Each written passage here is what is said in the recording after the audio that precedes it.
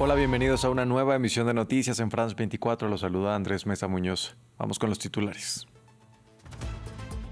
Los líderes del G7 celebran el último encuentro de su cumbre con discusiones centradas en hacer frente a los desequilibrios económicos globales. Desde allí, Donald Trump volvió a hacer referencia al memorando acordado con Irán. En Líbano siguen los bombardeos israelíes en medio de un frágil alto el fuego y a la espera de la firma de un acuerdo entre Estados Unidos e Irán que ponga fin a la guerra y que ayude también a alcanzar la paz entre Israel y Hezbollah. Y hoy debutan los últimos equipos de este mundial con una jornada repleta de grandes partidos, entre los que destacan el Portugal-República Democrática del Congo, el Croacia-Inglaterra y por último Uzbekistán-Colombia.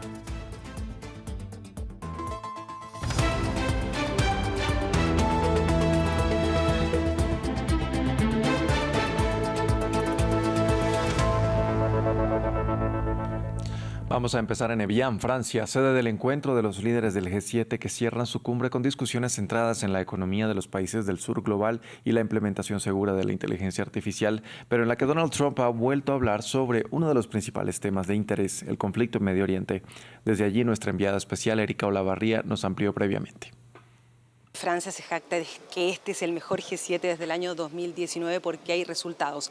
Básicamente es un G7 importante. ¿Por qué? Porque Donald Trump se ha quedado hasta el final. De hecho, tiene que dar hoy una conferencia de prensa después del presidente Emmanuel Macron. Ha habido una suerte de acuerdo tácito. El G7, Europa, ha aprobado el acuerdo de Estados Unidos con Irán. Dicen que es bueno para el comercio mundial y también han propuesto la ayuda, ¿no es cierto?, para proteger la seguridad en el estrecho de Hormuz. Y por su parte, Donald Trump ha vuelto a ser amable con Ucrania, a decir que piensa, ¿no es cierto?, a apoyar con armas, sobre todo con sistemas de defensa antiaéreas. Eso lo han dicho todos los líderes del G7, pero también Donald Trump. Y no es cierto que también ha vuelto a insistir en la posibilidad de poner sanciones a Rusia, es decir, ha cambiado su postura en este conflicto, se ha puesto detrás de Ucrania como los otros países del G7, sin embargo ha vuelto a hacer unas declaraciones y ha vuelto esa imprevisibilidad del líder estadounidense que despierta mucha tensión entre los líderes del G7, incluido Emmanuel Macron. Recordemos que ese acuerdo con Irán tiene que firmarse este viernes, no muy lejos de aquí, ¿no es cierto?, en Suiza, y parece que cualquier cosa que pase podría poner en peligro esa firma, pues Donald Trump acaba de hacer declaraciones, ha dicho a Irán que él puede comenzar a lanzar nuevamente bombas si Irán no se comporta bien. ¿Por qué dice eso? Porque antes Irán ha hecho declaraciones en vista de los nuevos bombardeos de Israel contra el sur del Líbano. Irán ha dicho también que podría enviar una respuesta severa. Por otra parte, ha reaccionado Rusia a través de Sergei Lavrov, su ministro de Exteriores, diciendo que está de acuerdo con ese protocolo al que han llegado Irán y los Estados Unidos, pero que hay un detalle importante y es que todos tienen que respetarlo, incluido Israel. En Líbano, los habitantes del sur del país siguen volviendo a sus hogares tras el anuncio del memorando de entendimiento entre Irán y Estados Unidos. Un regreso doloroso entre los muertos y las casas destruidas y que se desarrolla en un contexto político incierto. Irán dice que Líbano está incluido en el memorando, pero Israel sigue atacando al sur del país árabe. Más detalles con William Gazo. A regresar para cavar tumbas entre los escombros. Es la difícil labor en este municipio del sur del Líbano. Tan pronto como se anunció el lunes un memorando de entendimiento entre Estados Unidos e Irán, los habitantes empezaron a volver. Ahora constatan los daños y cuentan sus muertos tras los últimos ataques israelíes.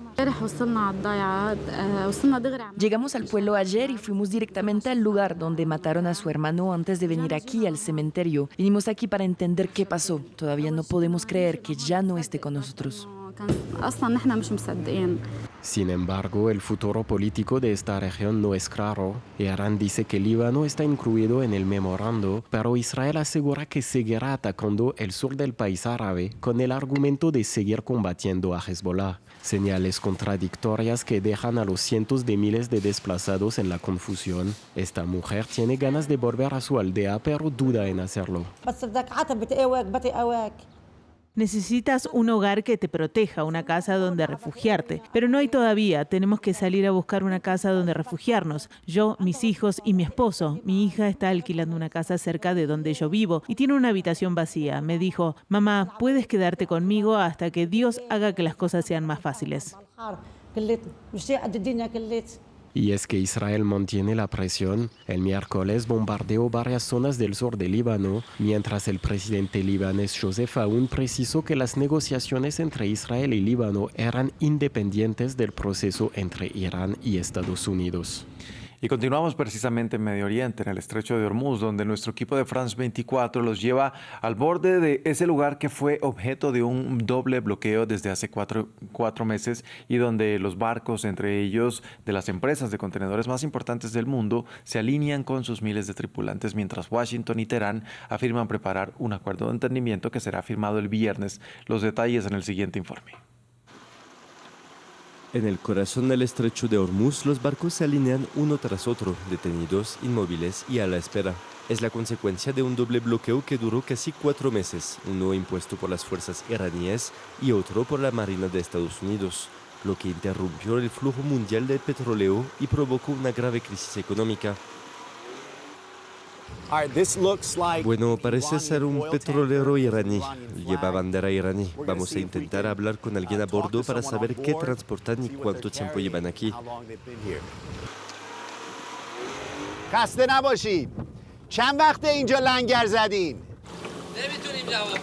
Les pregunté cuánto tiempo llevaban anclados aquí y respondieron que no tenían autorización para hablar. Teherán y Washington anunciaron que, con el memorando de entendimiento que será firmado el viernes, ambas partes levantarán sus bloqueos, permitiendo finalmente que los barcos vuelvan a circular. Sin embargo, persisten diferencias sobre la gestión del estrecho. Teherán quiere implementar un sistema de peajes, algo que Washington rechaza categóricamente. En la isla de Hormuz, una de las numerosas islas que bordean el estrecho, los iraníes celebran lo que consideran una victoria sobre Estados Unidos.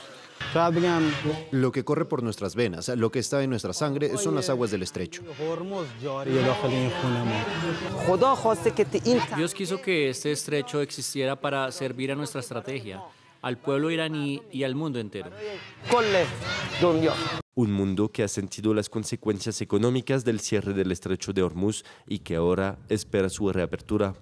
Nos dirigimos ahora a España. El expresidente del gobierno, José Luis Rodríguez Zapatero, declaró ante el juez este miércoles en medio de una serie de acusaciones que van desde contrabando de joyas millonarias encontradas en su oficina el mes pasado hasta tráfico de influencia y lavado de activos. Al final, el juez de la Audiencia Nacional, José Líos Calama, rechazó la imposición de medidas cautelares. Los detalles en el informe de Maxime Pluvine. Nuevo rumbo para el caso Plus Ultra. José Luis Rodríguez Zapatero, primer expresidente del gobierno español imputado por la justicia, declaró ante el juez el miércoles. El político socialista es investigado, entre otros, por delitos de tráfico de influencias y ahora por presuntos fraude y lavado de dinero opaco procedente de Venezuela, aparte de un delito fiscal y de contrabando por unas joyas millonarias. Zapatero reivindicó su inocencia. Se me acusa de muy graves delitos que no he cometido. Siempre me conduje con decencia y con honradez, y ahora tengo por delante la tarea de demostrarlo. Lo haré con absoluta transparencia y con plena confianza. La justicia pone a Zapatero al centro de una red de tráfico de influencia a nivel empresarial e institucional para conseguir ventajas, sobre todo en conseguir dinero del rescate de la aerolínea Plus Ultra, posible a través de un préstamo público de más de 50 millones de euros. Aparte, el mes pasado, casi 80 joyas fueron incautadas en la oficina de Zapatero, justo enfrente de la sede del Partido Socialista en Madrid, de un valor de más de 1,3 millones de euros. Un blanco para los ataques de la oposición hacia el gobierno de Pedro Sánchez, quien puso al centro de su política la lucha anticorrupción. En este mismo instante, un expresidente, por primera vez, del gobierno de España está delante de un juez acusado por 6 graves delitos de corrupción. El que iba de Gandhi español. Ese al que para usted es su faro moral. El señor Zapatero sigue contando con su apoyo o, a partir de ahora, actuaba por su cuenta. El caso se agravó con las presuntas vinculaciones de Zapatero al otro caso Leire, que supone una malversación de fondos del Partido Socialista para interferir en investigaciones judiciales que afectan al gobierno actual. Vamos con noticias de América Latina. Este martes, el secretario general de la ONU, Antonio Guterres, visitó Haití. El funcionario internacional se entrevistó con el primer ministro haitiano, Alix Didier Fils-Aimé, y recorrió las calles de la capital, Puerto Príncipe, devastada en gran parte por la violencia de las pandillas. Guterres aseguró que, además de la responsabilidad de los grupos armados en la crisis, la indiferencia de la comunidad internacional es la mayor vergüenza. El informe es de Hugo Caro Jiménez. Un país que pide a gritos ayuda de la comunidad internacional recibe al secretario general de la ONU. Antonio Guterres llegó este martes a la capital haitiana, Puerto Príncipe. El funcionario de Naciones Unidas se entrevistó a puerta cerrada con el primer ministro de la nación caribeña, Alix Didier Fils-Aimé, quien en medio de la petición para que se celebren nuevas elecciones, afirmó que la seguridad es vital para que el país vaya a las urnas. En un momento en el que la violencia de las pandillas ha desplazado a 1 de cada 10 haitianos, por lo que según Fils-Aimé, los próximos comicios penden de un hilo. Guterres, como uno de los representantes más importantes de la comunidad internacional, urgió a sus pares a asumir su responsabilidad. Seamos claros, las pandillas han estado aterrorizando a Haití y las instituciones se han debilitado, pero la mayor vergüenza es la indiferencia de un mundo que ha mirado hacia otro lado. Hay una conexión directa entre la ausencia de la comunidad internacional y la ausencia de seguridad para el pueblo haitiano. Desde hace tiempo, Haití vive una crisis de violencia que la comunidad internacional no ha podido frenar. El secretario general de la ONU pasó junto a decenas de haitianos que han sido desplazados forzosamente por las pandillas y que ahora viven hacinados en viviendas improvisadas. Este haitiano hace parte de las más de 300.000 personas desplazadas en el país. Mientras vivamos tenemos esperanza, pero por el momento podemos decir que las cosas son difíciles. Le pedimos al secretario general una cosa, reubicación, para regresar a nuestro barrio y vivir mejor, porque aquí no tenemos medios para subsistir. Mientras la crisis persiste, al menos 2.300 personas han muerto en lo que va del año en Haití, según cifras de Naciones Unidas. Y este 17 de junio debutan las últimas selecciones de este mundial. En primer lugar, Portugal, la selección del veterano Cristiano Ronaldo, jugará frente a República Democrática del Congo. Por su parte, la gran disputa de la jornada es el Inglaterra-Croacia, con estrellas como Luka Modric y Harry Kane en la cancha. Y para cerrar el día, Colombia jugará su primer partido contra una selección que jamás había estado en un mundial, Uzbekistán. Para ampliar sobre estos encuentros, conectamos hasta ahora con nuestra enviada especial a Nueva Jersey, Natalia Ruiz Giraldo. Natalia, ¿qué tal? Muy buenos días. Cuéntenos cómo se prevén estos partidos.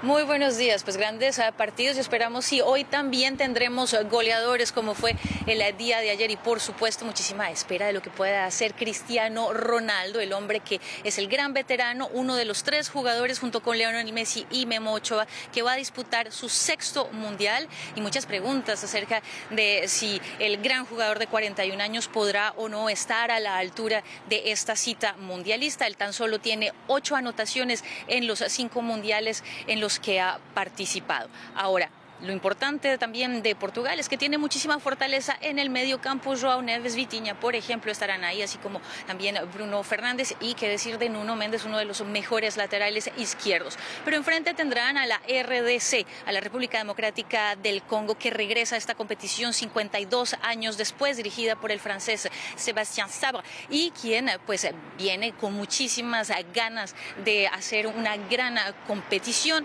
Ahí la pregunta será si tendrán lo suficiente para hacerle frente a Portugal, que es una de las selecciones favoritas. En todo caso, un equipo congoleño, los Leopardos del Congo, liderados por quien sus hinchas llaman el semidios. Se trata de Josel Bemba. Y luego tendremos, por supuesto, a Inglaterra, que se enfrenta a Croacia. Allí están jugadores experimentados, Harry Kane, por supuesto, pero también está Luka Modric del otro lado y se espera mucho a ver qué Inglaterra qué puede hacer. Recordemos que desde 1966 buscan volver a levantar un trofeo, algo que les ha sido completamente esquivo en un mundial.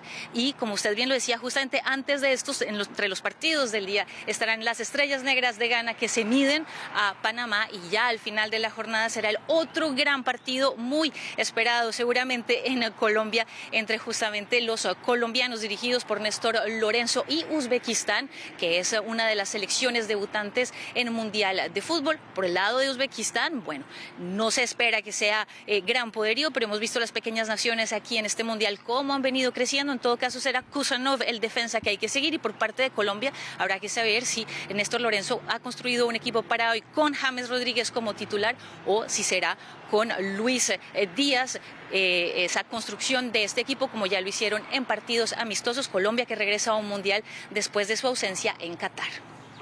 Natalia, gracias por este informe desde Estados Unidos, y de esta manera finalizamos esta emisión de noticias. Gracias por acompañarnos. Continúen con toda nuestra programación.